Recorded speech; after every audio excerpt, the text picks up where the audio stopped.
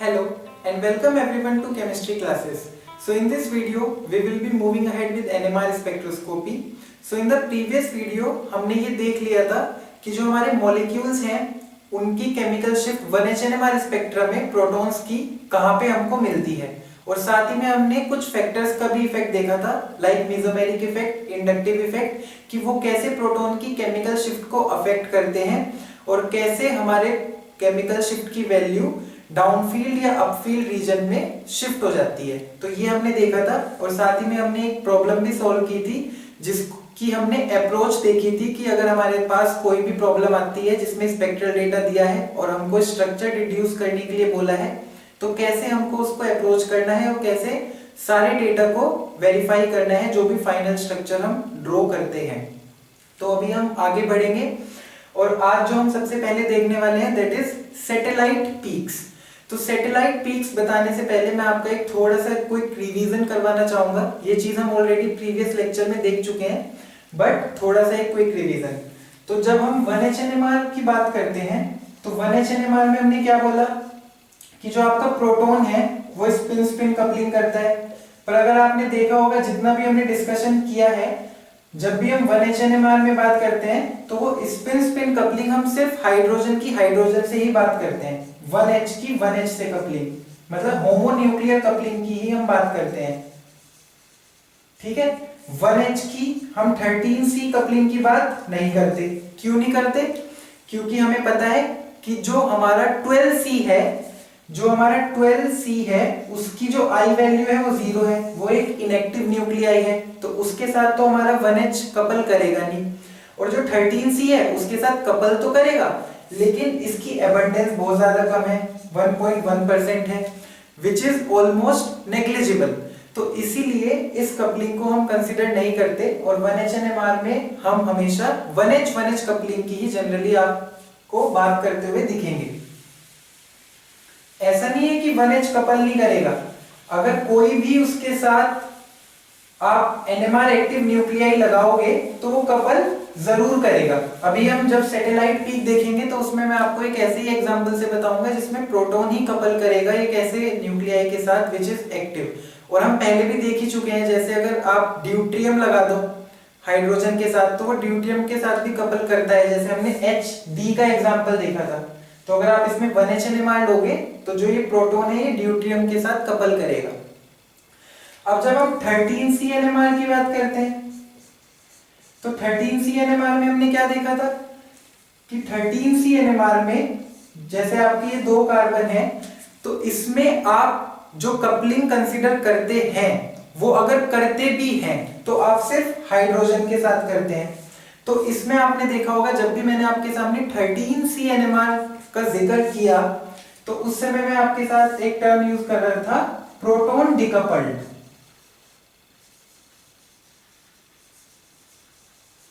तो एक्चुअली में 13C NMR में क्या हो रहा है, जो आपका 13C NMR है वो जब हम रिकॉर्ड करते हैं तो हम एक टेक्निक यूज करते हैं डीकपलिंग टेक्निक।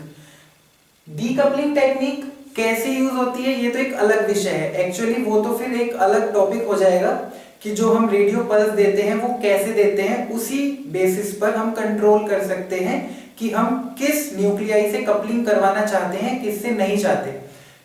पर हमको ये बात समझनी पड़ेगी कि जो भी कार्बन है वो आपका प्रोटॉन के साथ कपल नेचुरली करेगा, क्योंकि जो आपका प्रोटॉन है वो एक्टिव न्यूक्लियाई है और पूरा एबंडेंस में है, तो इसलिए क्यों नहीं करना चाहिए, कपल करेगा। लेकिन आप एक डीकपलिंग टेक्निक का यूज करते हैं, डीकपलिंग टेक्निक।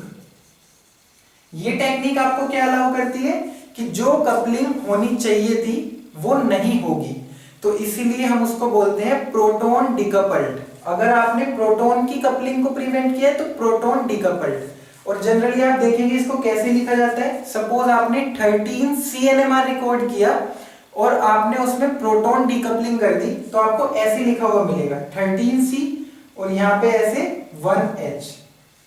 तो अगर आपको कोई भी ऐसी रिप्रेजेंटेशन मिली है तो इसका मतलब 13C NMR लिया है विच इज प्रोटॉन डिकपल्ड। जैसे मैंने यहाँ पे बोला हाइड्रोजन ड्यूट्रियम के साथ कपलिंग करेगा, मतलब अगर आप इसका 1H NMR लोगे तो ये ड्यूट्रियम के साथ कपलिंग करेगा। पर सपोज आपको ऐसे लिखा हुआ मिला 1H और ब्रैकेट में ऐसे लिखा हुआ मिला 2H। 2H बेसिकली ड्यूट्रियम ही तो है। तो अगर आपको ऐसे लिखा हुआ मिला है तो इसका मतलब क्या है कि 1H NMR लिया है विच इज ड्यूट्रियम डिकपल्ड। तो आपने ड्यूट्रियम से उसकी जो कपलिंग है उसको प्रिवेंट कर लिया है, वो आपको स्पेक्ट्रा में ऑब्जर्व नहीं होगी। तो इसीलिए जो भी आप 13C NMR स्पेक्ट्रा देखेंगे उसमें जनरली आपको ऐसे सिंगल लाइन ही मिलेगी, आपको कपलिंग नहीं मिलेगी because they are proton decoupled. और बात यह है कि कार्बन के साथ क्यों नहीं करता, जैसे प्रोटॉन के केस में हमने देखा कि प्रोटॉन प्रोटॉन के साथ ही कपल करके सिग्नल स्प्लिट हो जाता है, तो कार्बन कार्बन के साथ ही क्यों नहीं कर रहा। तो बात वही है कि जो आपका यहाँ पे कार्बन है जिसकी वजह से आपका स्पेक्ट्रा आया है वो है आपका 13C कार्बन, और उसकी एबंडेंस कितनी है 1.1%। तो इसीलिए ये तो हम देख ही चुके हैं कि जो आपकी 13C NMR की पीक्स हैं, एक तो उनकी इंटेंसिटी पहले ही बहुत कम होती है बिकॉज वो एक ऐसे न्यूक्लियाई की वजह से आ रहा है जिसकी एबंडेंस बहुत ज्यादा कम है। अब स्प्लिटिंग कब होगी, जब उसके नाइबर वाला भी तो 13C होना चाहिए, क्योंकि नाइबर वाला 12C होने की प्रोबेबिलिटी तो बहुत ज्यादा है बिकॉज 12C इज 99% एबंडेंट। लेकिन दो ऐसे कार्बन का एक साथ अटैच होना जो 13C ही है यही आपको स्प्लिटिंग देगा, and it is having very less probability कि दो 13C आपके एक साथ प्रेजेंट हैं। तो इसीलिए कार्बन से कार्बन की कपलिंग भी आपको ऑब्जर्व नहीं होती है। तो इसमें आपको जो पीक्स मिलती हैं वो सिंगल पीक्स होती हैं, जनरली वो प्रोटॉन से स्प्लिट होनी चाहिए, लेकिन वो हम प्रोटॉन डीकपलिंग टेक्निक यूज करते हैं। और एक चीज क्या है कि जो आपकी कार्बन की स्प्लिटिंग प्रोटॉन की वजह से होनी भी चाहिए वो सिर्फ आपकी डायरेक्टली अटैच्ड प्रोटॉन से होती है, मतलब वो प्रोटॉन जो आपका कार्बन से डायरेक्टली अटैच्ड है ऐसे वही आपका कपलिंग करेगा। नेबर कार्बन का जो प्रोटॉन है उसके साथ, जैसे ये वाला कार्बन है ये इस वाले कार्बन के अटैच्ड प्रोटॉन के साथ कोई कपलिंग नहीं करेगा, सिर्फ अपने साथ जो प्रोटॉन डायरेक्टली अटैच्ड है उसी के साथ कपलिंग करेगा। ठीक है, तो अच्छा एक चीज मैंने अभी यहाँ इंटेंसिटी की बोली थी, तो ये तो हमको समझ आ ही रहा है कि 13C की जो पीक्स हैं उनकी इंटेंसिटी काफी ज्यादा कम होगी क्योंकि एक तो एबंडेंस कम है। यहाँ पे एक चीज आप और जान लीजिए, जो आपकी NMR पीक्स की इंटेंसिटी होती है that also depends upon gyromagnetic ratio. आपको याद होगा सबसे फर्स्ट लेक्चर में जो हमने बात की थी, जो न्यूक्लियाई की इनहेरेंट प्रॉपर्टी होती है दैट इज गायरोमैग्नेटिक रेशियो। तो जो आपकी इंटेंसिटी होती है NMR पीक की that also depends upon gyromagnetic ratio and it is directly proportional two cube of gyromagnetic ratio. तो अगर आप देखेंगे ना कार्बन और हाइड्रोजन, तो जो हाइड्रोजन है उसकी जो गायरोमैग्नेटिक रेशियो है that is 4 times of carbon. Gyromagnetic ratio of hydrogen is 4 times gyromagnetic ratio of carbon. इसका मतलब क्या हुआ, कार्बन की जो गायरोमैग्नेटिक रेशियो है वो हाइड्रोजन से 4 गुना कम है। तो आप देखिए कोई भी अगर हम यहाँ एक रफली बात कर रहे हैं, अगर कोई भी 13C NMR में आपको पीक मिली है वो पीक हाइड्रोजन NMR मतलब प्रोटॉन NMR के कंपैरिजन में पहले ही 100 टाइम्स वीक है।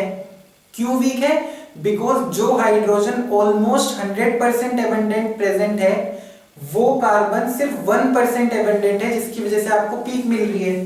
तो 100 टाइम का फैक्टर्स तो यहीं से आ जाता है कि आपकी 13C NMR की पीक लेस इंटेंस है। प्लस अब आप देखिए गायरोमैग्नेटिक रेशियो जो 4 गुना कम है कार्बन की, और डिपेंडेंस क्या है इंटेंसिटी की, गामा क्यूब, तो 4 क्यूब, तो इट इज ऑलमोस्ट 6400 टाइम्स। मतलब अगर आप देखेंगे तो जो आपका 13C NMR की पीक है उसकी इंटेंसिटी 6400 टाइम्स कम हो जाती है as compare to 1H NMR। तो ये बेसिकली एक रिवीजन टाइप था जो मैं आपका कराया, और इसका रीजन यही था कि अभी जब हम सैटेलाइट पीक्स का देखेंगे ना तो आपको अब बेटर समझ आएगा आई होप आपको क्लियर हो गया होगा कि जब हम कपलिंग की बात करते हैं तो कपलिंग कैसे होती है कि जो आपके इनएक्टिव न्यूक्लियाई है उसके साथ कोई कपल नहीं होगा, जो आपके एक्टिव न्यूक्लियाइज हैं उन्हीं के साथ कपलिंग होगी, और जो एक्टिव न्यूक्लियाइज हैं वो एबंडेंट भी होने चाहिए। अगर एबंडेंट ज्यादा नहीं होंगे तो फिर वो कपलिंग ऑलमोस्ट नेग्लिजिबल हो जाएगी और वो आपको इतनी स्पेक्ट्रम में महसूस नहीं होगी। कपलिंग तो होती है लेकिन आपको दिखेगी नहीं बिकॉज एबंडेंस बहुत ही ज्यादा कम है। तो अब हम आते हैं सैटेलाइट पीक्स पे।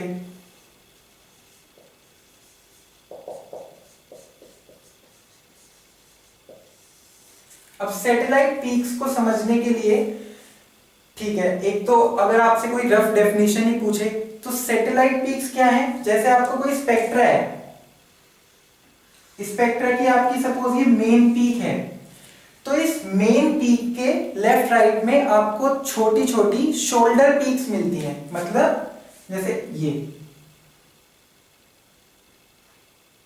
कितनी भी हो सकती हैं, 1 2 4, वो डिपेंड करेगा कि स्प्लिटिंग कैसे हुई है और कितने आपके एटम्स प्रेजेंट हैं, वो एक अलग केस है। बट जनरली सैटेलाइट पीक्स कैसे दिखेंगी कि जो आपकी मेन पीक है उसको शोल्डर करते हुए आपको पीक्स दिखेंगी, शोल्डर करते हुए। तो इन्हीं पीक्स को हम सैटेलाइट पीक्स बोलते हैं। एक्चुअली सैटेलाइट पीक्स की भी सिग्निफिकेंस है।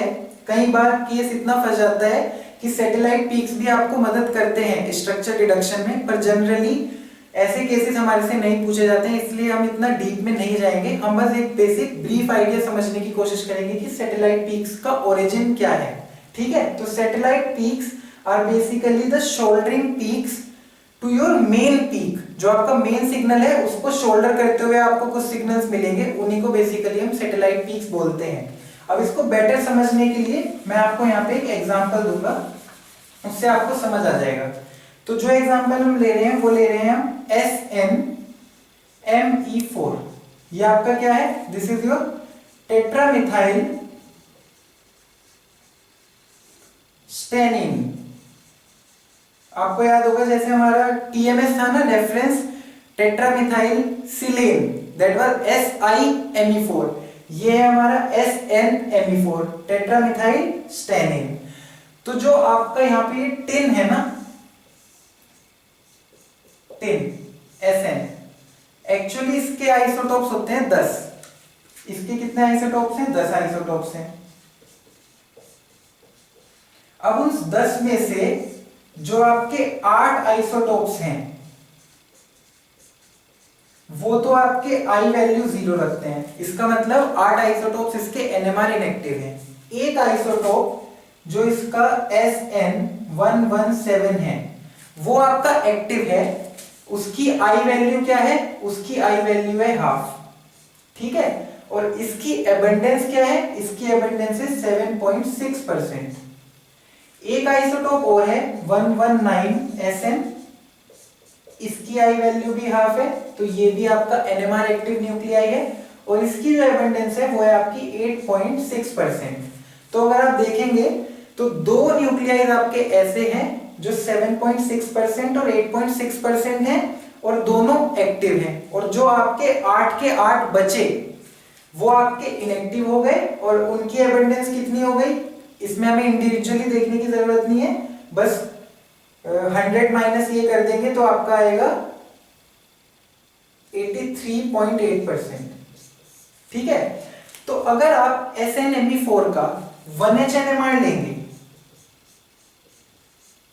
ठीक है, 1H NMR लेंगे तो पहली बात इसमें Me4 कितने हाइड्रोजन हैं, 12 प्रोटॉन्स इसमें प्रेजेंट हैं और सबका केमिकल एनवायरनमेंट बिल्कुल सेम है। ठीक है, तो 12H इसमें आपको मिलेगा 1 सिग्नल। 1H NMR जब आप लोगे तो आपको मिलेगा 1 सिग्नल। अब बात ये है कि जो टिन है, टिन में आपके NMR एक्टिव न्यूक्लियाइज प्रेजेंट हैं, तो इसीलिए जो आपका प्रोटॉन है वो आपका उसका सिग्नल स्प्लिट होना चाहिए। अब बात ये यहाँ पे 3 कैटेगरी बढ़ गई, एक ये। तो जो 83.8% एबंडेंस है वो तो ऐसी है विच इज NMR इनएक्टिव। तो NMR इनएक्टिव है तो हाइड्रोजन इनके साथ तो कपल नहीं करेगा, इनके साथ कपल नहीं करेगा, तो उस प्रोटॉन का क्या मिलेगा आपको, सिंगलेट मिलेगा।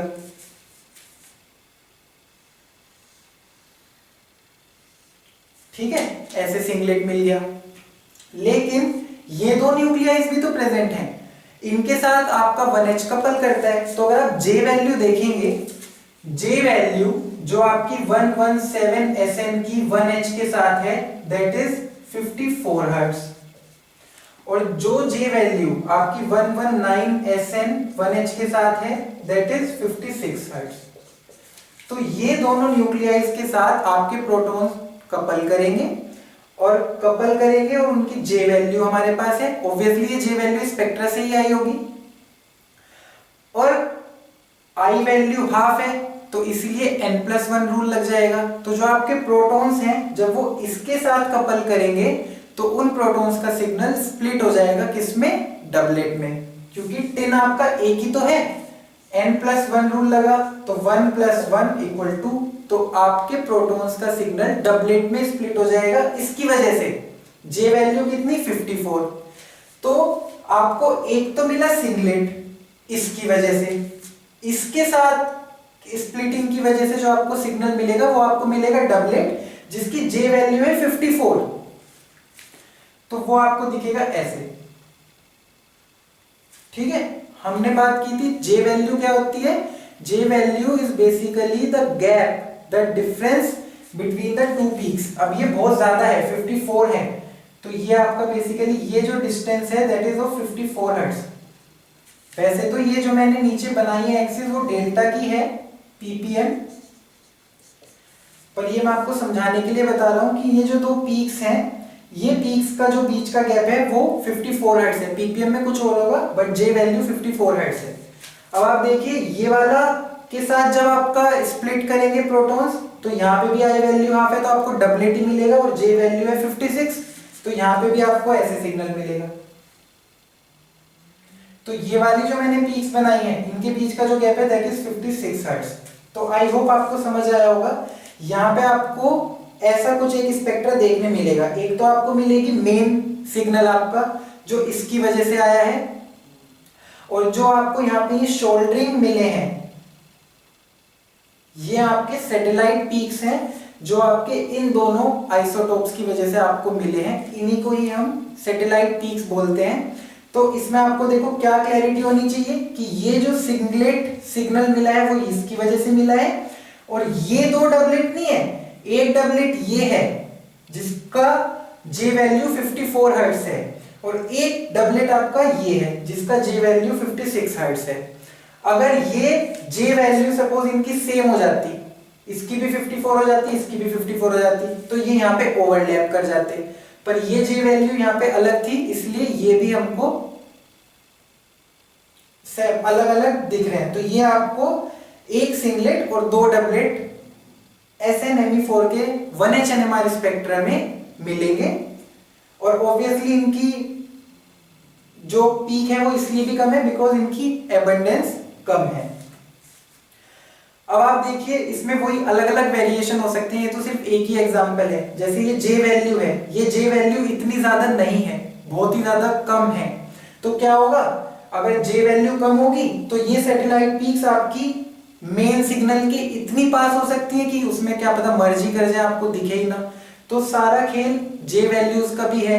अगर J वैल्यू आपकी ज्यादा ही कम हो जाएगी तो आपकी ये सैटेलाइट पीक्स आपको ऑब्जर्व ही नहीं होंगी, मर्ज हो सकती है मेन सिग्नल में। और एबंडेंस है, अगर एबंडेंस ज्यादा ही कम है तो देखिए पहले ये इतनी छोटी दिख रही है, फिर ये इतनी ज्यादा आपकी बेस लाइन में मिल जाएंगी कि आपको बस डिस्टरबेंस ही लगेगा, मतलब आपकी ऐसे हो गया तो आप बता ही नहीं पाओगे कि ये पीक है, आपको लगेगा ऐसे ही कुछ नॉइस होगी, डिस्टरबेंस होगा, इसलिए हम्प आ गया। तो इसीलिए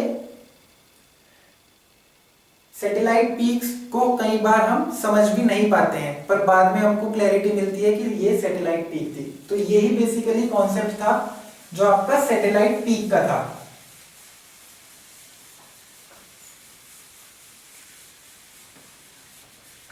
अभी हम बात करेंगे DEPT 13C NMR।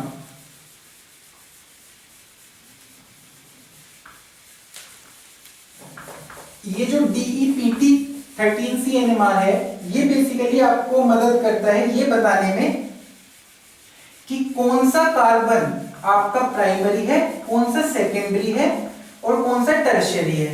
इसका मतलब क्या हुआ कि कौन सा ऐसा कार्बन है जिसके साथ एक प्रोटॉन लगा है, कौन सा ऐसा कार्बन है जिसके साथ दो प्रोटॉन लगे हैं और कौन सा ऐसा कार्बन है जिसके साथ तीन प्रोटॉन लगे हैं। जब मैं बोल रहा हूं प्राइमरी सेकेंडरी टर्शियरी तो उसका मतलब ये है, ऐसा नहीं कि उसके साथ तीन कार्बन लगे हैं जो हम नॉर्मल ऑर्गेनिक केमिस्ट्री में समझते हैं। यहाँ पे जो मैं प्राइमरी सेकेंडरी टर्शियरी यूज कर रहा हूँ that is basically with respect to the number of protons attached to that particular carbon. तो क्या है 13C DEPT। DEPT क्या है? This is distortionless enhancement by polarisation transfer.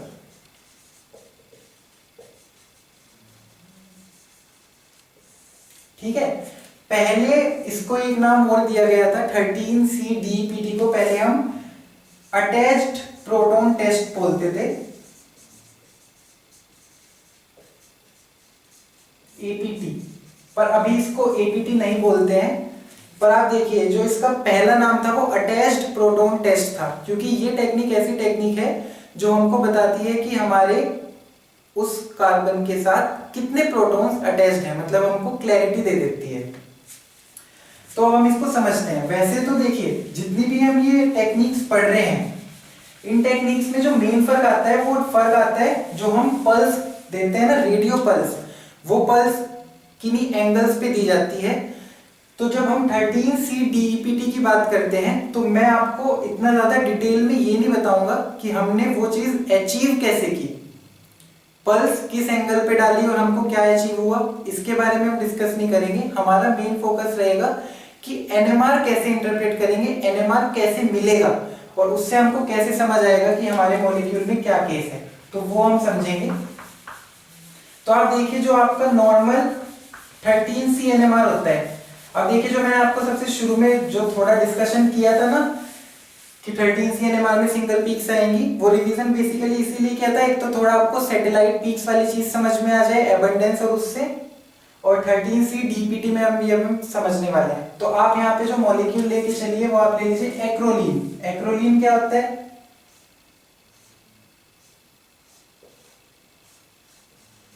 ये आपका एक्रोलीन है क्या ये एक्चुअली? मतलब इसको अगर कंप्लीट लिखें H2C double bond CH C double bond CH3। तो अगर आप ध्यान से देखेंगे ये एक ऐसा मॉलिक्यूल है, इसमें ये एक कार्बन तो ऐसा है जिसके ऊपर दो हाइड्रोजन है, इसको मैं लिख रहा हूं A। ये कार्बन ऐसा है जिसके ऊपर एक हाइड्रोजन है B। ये आपका क्वार्टरनरी बोल रहा हूं जिसके ऊपर नो हाइड्रोजन C, और ये आपका हो गया D, इसके ऊपर आपके तीन हाइड्रोजन है। ये क्या है? एक्रोलीन। ठीक है, अब 13C DEPT में क्या होता है? 13C DEPT में आपको बेसिकली एक तो मिलेगा 90 DEPT। ये जो 90 है ये बेसिकली पल्स एंगल है, इसकी हम बात नहीं करेंगे, पर आप ये समझ लीजिए कि 90 DEPT जो आपको मिलेगा वो क्या होता है। नॉर्मल तो आपको पता ही है, जो नॉर्मल 13C NMR आएगा, नॉर्मल जो आपका 13C NMR होगा, नॉर्मल 13C NMR, उसमें आपकी चार पीक्स आएंगी, क्योंकि आप देखेंगे इसमें जो चार कार्बन है चारों अलग अलग हैं, तो आपकी चार पीक्स आएंगी। ठीक है, और चारों पीक्स आपकी सिंगलेट होंगी, क्योंकि हम जो नॉर्मल ले रहे हैं दैट इज प्रोटॉन डीकपल्ड। ये NMR हमने लिया है प्रोटॉन डीकपल्ड, तो आपको नॉर्मल 13C NMR में चार पीक्स मिलेंगे and they will be singlet. अब हम बात कर रहे हैं 90 DEPT 13C, तो इसमें आपको क्या मिलता है? इसमें आपको सिर्फ मतलब हम ऐसा कुछ हमने किया है कि आपको सिर्फ उस कार्बन की पीक मिलेगी जिसके ऊपर एक हाइड्रोजन अटैच्ड है, मतलब CH वाला जो आपका कार्बन है मिथाइन टाइप, इसकी ही पीक आपको मिलेगी ओनली, और कोई पीक आपको नहीं मिलेगी। फिर एक है आपका 135 DEPT। 135 DEPT में आपको क्या होगा, इसमें आपको CH भी मिलेगा, मतलब ऐसे कार्बन जिन पे एक हाइड्रोजन लगा है वो भी मिलेगा नॉर्मल पीक, जिन पे CH3 लगा है वो भी मिलेगा, जिस पे CH2 लगा है वो भी पीक मिलेगी पर इन्वर्टेड मिलेगी। अभी हम इसको समझेंगे इन्वर्टेड, ठीक है। तो नॉर्मल 13CNMR में चारों पीक्स मिली, सिंगलेट मिली। 90 DEPT में आपको CH पीक मिलेगी और कोई पीक नहीं मिलेगी, ना तो CH2 वाली, ना CH3 वाली, और ना ये वाला जिसपे कोई हाइड्रोजन नहीं है। और जो 135 DEPT है इसमें आपको CH भी मिलेंगे, मतलब इस वाले कार्बन, ऐसे जो कार्बन्स हैं, ये नहीं कि CH, ऐसे जो कार्बन्स जिन पे एक हाइड्रोजन है वो पीक्स भी मिलेंगी, CH2 वाले की भी मिलेगी पर इन्वर्टेड मिलेगी, और CH3 वाले की भी मिलेगी। जो ये आपका कार्बन है जिसपे कोई हाइड्रोजन नहीं है, इसकी पीक नहीं मिलेगी। तो DEPT में आपको ये वाली बात समझ आई होगी कि जिस कार्बन पे कोई भी प्रोटॉन नहीं लगा है वो पीक आपको सिर्फ नॉर्मल 13CNMR स्पेक्ट्रम में मिलती है, वो इन वाले DEPT वाले में आपको ऑब्जर्व नहीं होती। अब इससे आपको मदद कैसे मिली? मदद आपको ऐसे मिली, जैसे अगर आप ये आई होप आपने देख लिया होगा, ये मैंने जो लिखा है आप इसको नोट डाउन भी कर सकते हैं अगर आपको करना है। अभी मैं आपको यहाँ पे स्पेक्ट्रा से बताता हूँ।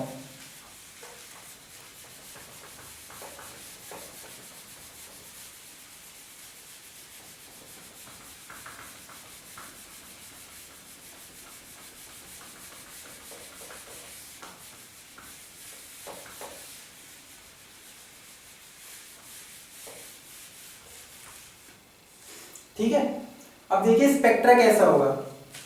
अगर आपका यहाँ पे नॉर्मल, यहाँ पे डेल्टा है, ये बेसिकली 13CNMR स्पेक्ट्रा है, तो ये नॉर्मल वाला है जो मैंने यहाँ बना रहा हूं, ये नॉर्मल है। तो नॉर्मल में आपको 4 पीक्स मिलेगी। अभी आप इस बात पे इतना ध्यान मत दीजिए कि डेल्टा किसका कहाँ है, बट आपको 4 पीक्स मिली। इंटेंसिटी पे भी ध्यान मत दीजिएगा क्योंकि मैं रैंडमली ऐसे ही ड्रॉ कर रहा हूं 4 पीक्स, ठीक है। अब हम बात करेंगे DEPT 90 DEPT की। अब मैं ये लेबल कर देता हूं कि ये 4 पीक्स कौन सी हैं। ये है C, ये है आपका D, ये है आपका A, ये है आपका B, ठीक है। ये है आपका ये वाला कार्बन, ये है आपका CH3 वाला, ये है आपका CH2 और ये है आपका CH। फाइन। अब जब हम 90 DEPT की बात करेंगे तो 90 DEPT 13CNMR जो आपको मिला है उसमें आपको सिर्फ वो पीक मिलेगी जो CH के करस्पॉन्डिंग है। तो CH वाला आपका कौन सा है, B वाला, तो इसमें आपको सिर्फ ये वाली पीक मिलेगी।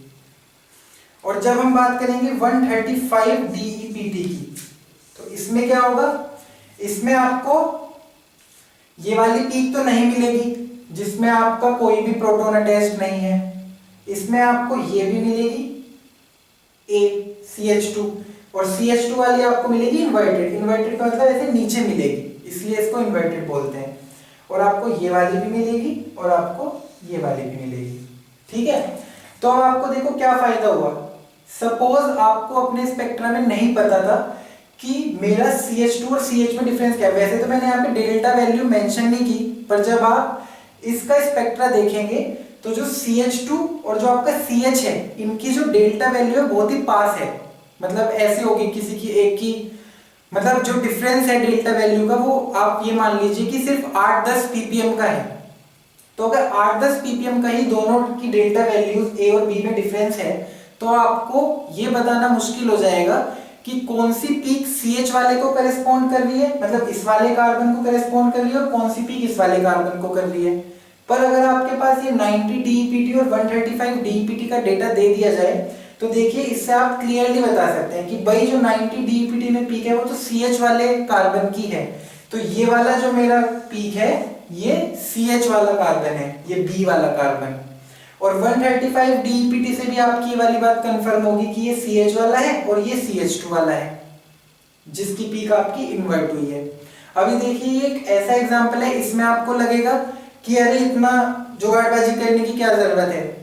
नॉर्मल आप प्रोटॉन डीकपलिंग टेक्निक जो यूज कर रहे हो उसे ही मत करो। अगर आप प्रोटॉन डीकपलिंग ना करते तो नॉर्मल स्पेक्ट्रम में ही आपका सिग्नल स्प्लिट हो जाता प्रोटॉन्स की वजह से, जो बिल्कुल सही बात है, उसमें कोई प्रॉब्लम नहीं है। अगर आप नॉर्मल स्पेक्ट्रम में प्रोटॉन डीकपलिंग नहीं करोगे तो ये सिग्नल आपके स्प्लिट हो जाएंगे और आपको पता चल जाएगा कि भाई ये 2 हाइड्रोजन की वजह से जो स्प्लिट हुआ है वो ट्रिपलेट है, जो 1 हाइड्रोजन की वजह से हुआ है वो डबलेट है, जो 3 हाइड्रोजन की वजह से हुआ है वो क्वार्टेट है, और जो नहीं स्प्लिट हुआ वो आपका सिंगलेट, जो C डबल बॉन्ड O वाला कार्बन है वो है। बिल्कुल सही बात है, पर बात ये है कि ये एक ऐसा मॉलिक्यूल है जिसमें प्रोटॉन कपलिंग की मदद से भी आपको स्पेक्ट्रा बताना बहुत इजी है। पर ये एग्जांपल मैंने सिर्फ इसीलिए लिया ताकि मैं आपको DEPT का कॉन्सेप्ट समझा सकूं कि ये हमको कैसे मदद करता है। ऐसे ही मॉलिक्यूल्स नहीं है, और भी मॉलिक्यूल्स हैं, जैसे आप ये ले लो,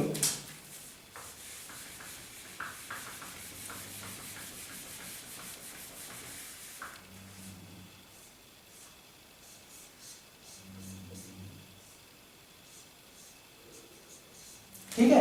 अब जैसे आपने ये वाला मॉलिक्यूल लिया, अब आप इसमें देखो ये यहाँ पे CH2 है, ये यहाँ पे CH2 है, ठीक है, दोनों CH2 है, इनकी केमिकल शिफ्ट बहुत ही आसपास आएगी। तो नॉर्मल स्पेक्ट्रम में हमको ये बताना बहुत ज्यादा मुश्किल हो जाता है। अब ये CH2 है और ये यहाँ पे आपका CH है, इन तीनों की जो पीक है वो आपकी काफी ज्यादा आसपास आएगी। तो नॉर्मल स्पेक्ट्रा से ये डिड्यूस करना, एक्चुअल डिडक्शन करना कि इस वाले CH2 की केमिकल शिफ्ट क्या है, इस वाले CH वाले कार्बन की केमिकल शिफ्ट क्या है, वो बताना मुश्किल हो जाता है। ये तो मैंने आपके सामने सिर्फ एक एग्जांपल बनाया, और भी बहुत सारे मॉलिक्यूल्स ऐसे हैं जो इससे, ये तो बहुत ही सिंपलेस्ट ऑफ द मॉलिक्यूल्स है जिसमें हमको साफ दिख रहा है, बट ऐसे ऐसे मॉलिक्यूल्स आपको मिलेंगे जिनमें केमिकल शिफ्ट असाइन करना बहुत ज्यादा मुश्किल हो जाता है। तो ऐसे में ये DEPT जैसी टेक्निक आपको बहुत काम आएगी, जो आपको बिल्कुल फर्क बता देंगी कि CH2 वाले कौन से थे, क्योंकि वे इन्वर्ट हो जाएंगे, CH वाले वो हैं जो आपके सिर्फ 90 DEPT में ही आए।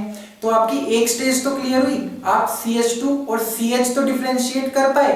फिर अब उस, मान लो आपको 2 CH2 में भी करना है, फिर वो एक अलग मैटर हो जाएगा, पर एटलीस्ट आपने CH, CH2 और CH3 को तो डिफरेंशिएट कर लिया। उनके बीच में तो अब आप कंफ्यूज नहीं होगे कि उनकी केमिकल शिफ्ट कहां पे और कैसे लाई कर रही है। तो इसलिए ये टेक्निक काफी ज्यादा यूजफुल है। अभी आप देखिए, हमने जो भी डिस्कशन किया है, जो भी हमने ये सब NMR डेटा स्टडी किया है, और जो भी हमने NMR का ये कॉन्सेप्ट पढ़ा है, ये सारे NMR थे वन डायमेंशनल NMR। आपने देखा भी होगा, हम जनरली जो भी NMR बना रहे थे उसमें हमने बस एक ये एक्स एक्सिस बनाई और उस पे केमिकल शिफ्ट लिख दी। तो वैसे तो इंटेंसिटी भी है, y एक्सिस पे इंटेंसिटी है, और हम जो पीक बना रहे हैं वो एक 2 डायमेंशनल ग्राफ पर ही बनी है।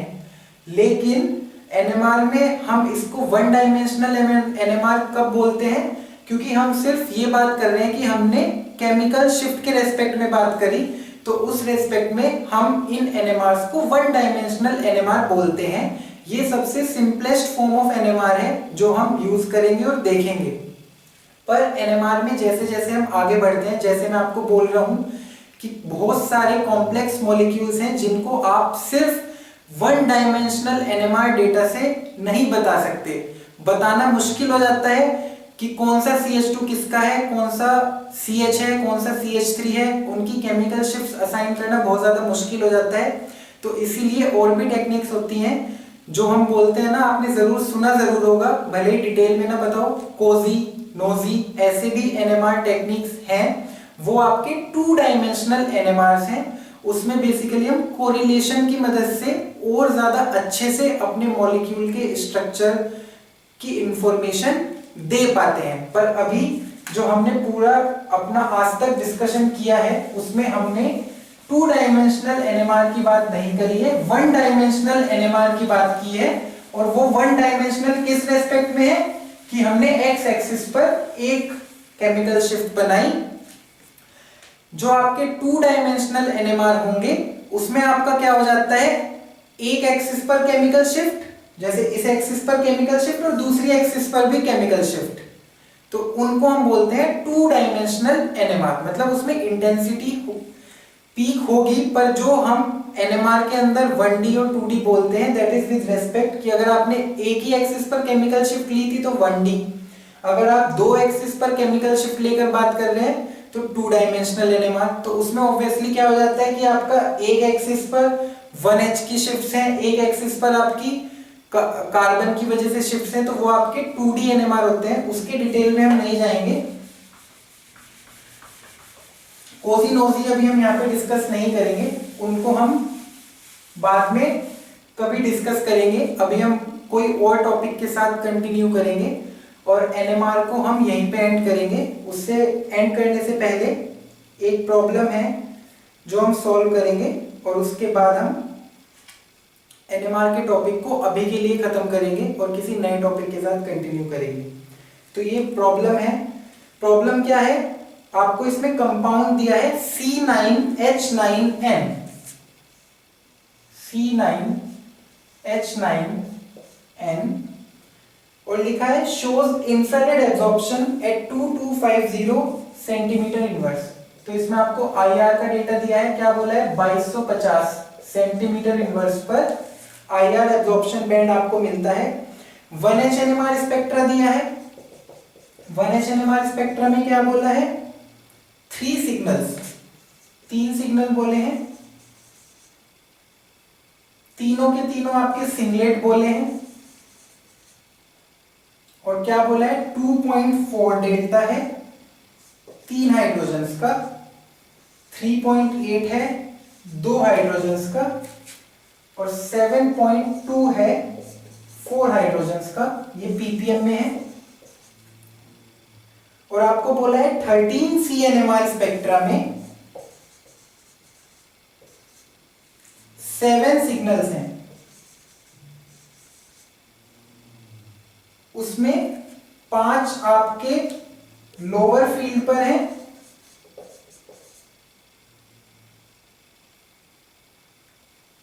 100 ppm से कम है। लोअर फील्ड का मतलब 100 ppm से कम है और जो 2 हैं वो आपके हायर फील्ड पर है। और बोला है suggest a structure for this compound. तो ये पूरा डेटा गिवन है और हमारे से स्ट्रक्चर पूछा है। तो जब भी आपके पास मॉलिक्यूलर फॉर्मूला है तो सबसे पहला काम आपको क्या करना है, डबल बॉन्ड इक्विवेलेंट निकालने का। तो C9H9N है, मैंने लास्ट लेक्चर में भी आपको बताया था कि DBE निकालने का क्या मेथड है, वही हम यहाँ पे फॉलो करेंगे। N is equivalent to CH, तो ये आपका हो जाएगा C10H10। N को अगर आप CH लिखेंगे तो ये आपका हो जाएगा C10H10, C10H10। अब 10 हाइड्रोजन 10 कार्बन अगर आपके पास हैं तो 10 कार्बन के अकॉर्डिंग एल्केन का फॉर्मूला क्या बनेगा, C10H22। तो हाइड्रोजन कितने होने चाहिए, 22, पर आपके पास यहाँ पे कितने हाइड्रोजन है, 10, तो कितने कम है, 22 माइनस 10 12, 12 हाइड्रोजन कम है, तो 12 का कर दो आधा 6। तो जो आपका DBE आया डबल बॉन्ड इक्विवेलेंट वो आपका आ गया 6। तो आपके 6 अनसैचुरेशन मॉलिक्यूल में प्रेजेंट हैं। अब आप थोड़ा डेटा को देखना शुरू कीजिए। पहले हम IR से तो इतना कुछ बता नहीं सकते। अगर आप देखेंगे इसके 1H NMR में, तो 1H NMR में आपको यहाँ पे 4 हाइड्रोजन दिखेंगे जो 7.2 है। 7.2 हमको पता है कि जब भी हमारी बेंजीन रिंग या फिनाइल रिंग आ जाती है तो हमारे उन प्रोटॉन्स की केमिकल शिफ्ट 7 के आसपास होती है। और बात एक चीज तो ये जो हमको इंडिकेट कर रही है कि हमको बेंजीन के बारे में सोचना चाहिए। दूसरी चीज आपके यहाँ पे 6 अनसैचुरेशन प्रेजेंट हैं, तो आप 6 अनसैचुरेशन कैसे लेके आएंगे। फिनाइल रिंग अगर आप बना लेते हैं, मतलब अगर मैं यहाँ पे बेंजीन मॉलिक्यूल बना दूं तो ये आपके 4 अनसैचुरेशन को कवर कर लेगा। 3 तो इसमें आपके डबल बॉन्ड हो गए और एक इसमें आपकी रिंग हो गई। तो ये आपके 4 अनसैचुरेशन को एक साथ कवर कर लेगा और 6 हमारे पास प्रेजेंट हैं। तो ये हमारा कोई बुरा गैस नहीं है, ये एक अच्छा गैस है केमिकल शिफ्ट वैल्यू को देखते हुए 1H NMR की और डबल बॉन्ड इक्विवेलेंट को देखते हुए। तो हमने यहाँ पे बना लिया। अब आप देखिए जो ये 7.2 केमिकल शिफ्ट वैल्यू दी है वो आपको दी है 4 हाइड्रोजन की, और ये सारे के सारे सिंगलेट्स हैं। जो आपको तीनों सिग्नल मिले हैं ये सारे के सारे आपके सिंगलेट्स हैं। तो इसका मतलब इन चारों हाइड्रोजन का आपको एक सिंगलेट मिला है। अब आप 1H NMR डेटा को ही देखिए, इसमें आपको 2.4 ppm की केमिकल शिफ्ट दी है 3 हाइड्रोजन की। 3 हाइड्रोजन का सिंगलेट अगर 2.4 केमिकल शिफ्ट के आसपास है तो वो हमको इंडिकेट क्या करता है, वो हमको इंडिकेट करता है मिथाइल ग्रुप का प्रेजेंट होना। 3 हाइड्रोजन सिंगलेट दे रहे हैं मतलब कोई कपलिंग नहीं हो रही है, और 2.4 के पास केमिकल शिफ्ट है। और हमने देखा भी था कि अगर हमारा मिथाइल ग्रुप होता है तो उसकी नॉर्मली केमिकल शिफ्ट वैल्यू होती है 0.9 के आसपास, और जब भी आप एरोमेटिक रिंग लगा दोगे तो आप लगभग 1 ppm के अराउंड ऐड करते हो, तो 1.92 ppm के आसपास उसकी केमिकल शिफ्ट मिलती है। यहाँ पे 2.4 है, तो आप एक गैस कर सकते हो कि यहाँ पे हमारा मिथाइल ग्रुप प्रेजेंट हो सकता है। तो आपने मिथाइल लगा लिया। अब आप देखो आपने कितने एटम्स का यूज कर लिया। आपके पास थे C9H9N, आपने यहाँ पे C6H5 और CH3, बेसिकली C7H8, ये आप ऑलरेडी अब यूज कर चुके। C7H8 आपने यूज कर लिया, और अब आपके पास बचा क्या, C2H और N।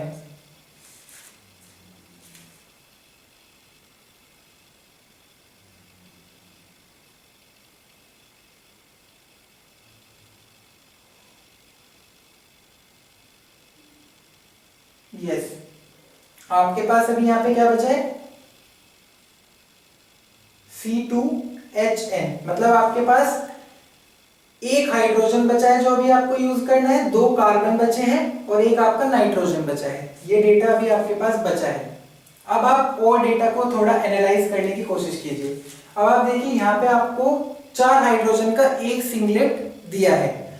अगर आप कोई भी सब्स्टिट्यूशन यहाँ पे करेंगे, सपोज आपने ऑर्थो पोजीशन पे कोई भी सब्स्टिट्यूशन किया, तो अगर आप वो मिथाइल का भी करोगे तो भी ये 2 प्रोटॉन एक जैसे हो जाएंगे और ये 2 प्रोटॉन आपके एक जैसे हो जाएंगे। मतलब अगर आप ऑर्थो सब्स्टिट्यूशन करोगे वो भी मिथाइल ग्रुप से ही, जो कि आप नहीं कर सकते क्योंकि आपके पास उतने एटम्स अभी बचे नहीं है। तो मिथाइल ग्रुप से सब्स्टिट्यूशन नहीं करना, मैं आपको समझाने के लिए बोल रहा हूँ। अगर आप यहाँ पे मिथाइल ग्रुप भी लगाओगे तो इन 2 प्रोटॉन्स का एक जैसा सिग्नल आएगा, इन 2 का, और इन 2 प्रोटॉन्स का एक जैसा सिग्नल आएगा। तो आपको यहाँ पे 2 हाइड्रोजन का अलग सिग्नल देना चाहिए था, 2 हाइड्रोजन का अलग सिग्नल देना चाहिए था, बट यहाँ पे आपको स्ट्रिक्टली 4 हाइड्रोजन का एक ही सिग्नल दिया है, विच इज एट 7.2। अब आप देखेंगे अगर हम मेटा सब्स्टिट्यूशन करेंगे तो भी हमको मुश्किल होगी। तो इसमें अगर आपको 4 हाइड्रोजन का एक जैसा सिग्नल दिया जाता है तो जनरली हम ये प्रेडिक्ट करते हैं कि हमारा जो सब्स्टिट्यूशन है वो पैरा सब्स्टिट्यूशन है। ठीक है, तो आप पैरा पे सब्स्टिट्यूट करो। ये अभी हम सिर्फ पूरा काम गैस वर्क से कर रहे हैं, स्ट्रक्चर में कोई भी चेंज बाद में हम ला सकते हैं। जो भी डेटा है उसके हिसाब से हम आगे बढ़ने की कोशिश कर रहे हैं। अब बात यह है कि आपको लगेगा कि अच्छा यहाँ पे तो एक ही हाइड्रोजन था, बट बात वही है, जब हम यहाँ पे सब्स्टिट्यूशन करेंगे तो सब्स्टिट्यूशन करने से एक हाइड्रोजन हमारा यहाँ पे बढ़ जाएगा, क्योंकि ये यहाँ का हाइड्रोजन की जगह हमने कोई ग्रुप लगा दिया तो एक हाइड्रोजन आपका यहाँ बढ़ गया, तो ये हो गया आपका C7H7। C7H7 ऑक्यूपाई हो गया और आपके पास C2H2N ये आपके पास मिल गया। अब आपको यहाँ पे क्या दिया है, 2 हाइड्रोजन का सिंगलेट, तो आप यहाँ बनाइए CH2। तो अब देखिए आपने CH2 भी यूज कर लिया, तो ये H गया और एक आपका गया कार्बन। तो अब आपके पास बचा क्या, C और N। सिर्फ Cn बचा। और अब अगर आप ध्यान से देखेंगे, आपने अभी तक 4 ही अनसैचुरेशन लिए हैं, आपके 6 अनसैचुरेशन टोटल थे, तो 2 अनसैचुरेशन भी आपको लाने हैं और आपके पास Cn बचा है। अब आप IR डेटा की तरफ देखिए, IR डेटा में आपको 2250 पे पीक मिली है, तो जो 2250 की पीक है वो हमको बताती है presence of C triple bond N। C triple bond N का जो एब्जॉर्प्शन पीक है IR में वो 2250 पर मिलता है। तो आप देखिए, अगर हम किसी भी तरह इस मॉलिक्यूल में C ट्रिपल बॉन्ड N को इनकॉर्पोरेट कर दें तो हमारे IR वाली पीक भी सेटिस्फाई हो जाएगी, हमारे डबल बॉन्ड इक्विवेलेंट जो अभी तक 4 हुए थे वो भी 6 हो जाएंगे, और 2 हाइड्रोजन वाली पीक हमारी सिंगलेट भी हो जाएगी। कैसे? जैसे ही आपने C ट्रिपल बॉन्ड N बनाया तो आप देखो, ये 2 हाइड्रोजन, यहाँ पे तो कोई हाइड्रोजन है नहीं, तो कोई कपलिंग नहीं, कोई स्प्लिटिंग नहीं, यहाँ पे भी कोई हाइड्रोजन नहीं है, तो इसलिए इन दोनों हाइड्रोजन का भी आपको सिंगलेट ही मिलेगा, इन तीनों हाइड्रोजन का भी आपको सिंगलेट मिलेगा। और ये चारों प्रोटॉन्स, अब आपके दिमाग में क्या आना चाहिए? आपके दिमाग में आना चाहिए कि ये दोनों प्रोटॉन्स हैं एक जैसे, ये दोनों प्रोटॉन्स हैं एक जैसे, ठीक है, ये दोनों प्रोटॉन्स एक जैसे, ये दोनों प्रोटॉन्स एक जैसे, तो हमको 2-2 हाइड्रोजन का सिग्नल क्यों नहीं दिया? अब इस बात को कैसे समझेंगे? जो आपको डेटा दिया गया है उसमें चारों हाइड्रोजन का एक ही सिंगलेट दिया है, इसका मतलब जो ये चारों हाइड्रोजन्स हैं ये भले ही केमिकल एनवायरनमेंट इनका अलग है, बट जब इनकी NMR स्पेक्ट्रम में जो पीक आई है वो पीक इनकी एक साथ ही आई है, मतलब इनकी केमिकल शिफ्ट वैल्यू जो है वो बहुत ही आसपास है। आसपास भी आप देखिए क्यों है? क्योंकि यहाँ पे आपका मिथाइल और यहाँ पे आपका CH2CN है, तो CN ग्रुप तो लगा है पर वो बीच में एक CH2 भी बैठा है, तो ये उतना ज्यादा इलेक्ट्रॉन विड्रॉइंग पावर नहीं लगा पाएगा जितना हमने देखा था। हमने देखा था कि अगर बेंजीन से डायरेक्ट आप Cn लगाओ तो तब केमिकल शिफ्ट वैल्यू आपकी 8.1 के अराउंड आती है इन प्रोटॉन्स की, लेकिन यहाँ पे जो Cn ग्रुप है ये आपका एक CH2 के बाद लगा है, तो अब इसकी इलेक्ट्रॉन विड्रॉइंग इतनी ज्यादा नहीं है कि ये फिनाइल रिंग से इतनी ज्यादा इलेक्ट्रॉन डेंसिटी ले ले कि आपकी केमिकल शिफ्ट 8 में पहुंच जाए। इसीलिए इन दोनों प्रोटॉन्स की केमिकल शिफ्ट और इन दोनों प्रोटॉन्स की जो केमिकल शिफ्ट है वो काफी आसपास है, इसलिए आपको एक ही सिग्नल मिला है और हम बता नहीं पा रहे हैं। और अगर एक ही जैसा केमिकल शिफ्ट है तो इसीलिए जो स्प्लिटिंग भी हुई होगी वो हमको क्लियर नहीं हो रही होगी, तो हमको एक सिंगलेट की तरह ही हमको मर्ज्ड सा सिग्नल दिख रहा होगा। तो इसीलिए इन चारों हाइड्रोजन्स का आपको यहाँ पे एक ही सिग्नल दिया गया है। लेकिन अगर आप देखें तो अब आपका काफी सारा डेटा सेटिस्फाई हो जाएगा। IR की पीक सेटिस्फाई हो रही है, सिंगलेट सेटिस्फाई हो रहे हैं। अगर आप केमिकल शिफ्ट वैल्यू की तरफ देखें तो 7.2 के आसपास आएगी क्योंकि फिनाइल के हैं, 2.4 के आसपास आएगी इन 3 हाइड्रोजन की। और अगर आप इन 2 हाइड्रोजन की बात करेंगे, इसकी 3.8 क्यों पहुंची? क्योंकि एक तरफ तो लग गई आपकी एराइल रिंग, फिनाइल रिंग, और एक तरफ आपका लग गया electron withdrawing group C triple bond N। तो ये दोनों की वजह से जो केमिकल शिफ्ट है वो आपकी और ज्यादा डाउनफील्ड चली जाएगी, तो इसलिए ये 3.8 पहुंच गई। अब आप एक देखिए 13C NMR, 13C NMR में आपको ऐसे कोई डेटा नहीं दिया, ठीक है। एक चीज आप देख लीजिए, 13C NMR है, इसमें 7 सिग्नल्स आपको मिले हैं। अगर आपके दिमाग में अभी भी ये आता है कि मैं इस CH2CN को ऑर्थो पे लगा दूं या मेटा पे लगा दूं, तो उस समय आप 13C सिग्नल्स काउंट करके देखिए। 13C NMR सिग्नल्स यहाँ पे हैं आपके 7, इसमें देखिए कितने आएंगे, 1 2 इस इप्सो कार्बन का, 3 4 यहाँ के इप्सो कार्बन का, 5 6 7। अगर ये दोनों ग्रुप्स CH3 और CH2CN एक दूसरे के पैरा लगे हैं तो आपको इसमें 13C NMR में 7 सिग्नल मिलेंगे और वो आपको 7 ही मिल रहे हैं। आप क्या कीजिए, आप CH3 और CH2CN को ऑर्थो लगा के देखिए। अगर आपको इन केस थोड़ा भी डाउट ये है कि अगर हम इनको ऑर्थो लगाएंगे और तब भी चारों हाइड्रोजन का हम 7.2 कर लेंगे, तो आप इनको ऑर्थो लगा के देखिए और फिर ये देखिए कि 13C NMR सिग्नल्स उस समय आपको कितने मिलने चाहिए। और सिमिलरली आप इनको मेटा लगा के देखिए, मेटा, तो उस समय आप देखिए कि आपको 13C NMR में कितने सिग्नल्स मिलने चाहिए। तो उससे आपको ये क्लैरिटी मिल जाएगी कि आपके जो ये सब्स्टिट्यूएंट्स हैं वो रिलेटिवली किस पोजीशन पे होंगे, ऑर्थो होंगे, मेटा होंगे, पैरा होंगे, but they will be para two each other and this is satisfying all the data. तो आई होप आपको इससे थोड़ी क्लैरिटी मिली होगी कि जब भी हम स्पेक्ट्रल डेटा को प्रेडिक्ट करते हैं तो कैसे हमको प्रोसीड करना होता है। So with this problem I am ending NMR for now. In future we will be definitely seeing cozy nosy NMR, 2-dimensional NMR, but अभी के लिए NMR में ये काफी है। और इसी के साथ NMR का जो टॉपिक है वो खत्म है। आपको अगर कोई भी क्वेरी है NMR से रिलेटेड या कोई भी आपकी प्रॉब्लम है वो आप कमेंट सेक्शन में पूछ सकते हैं। So thank you so much for watching this video.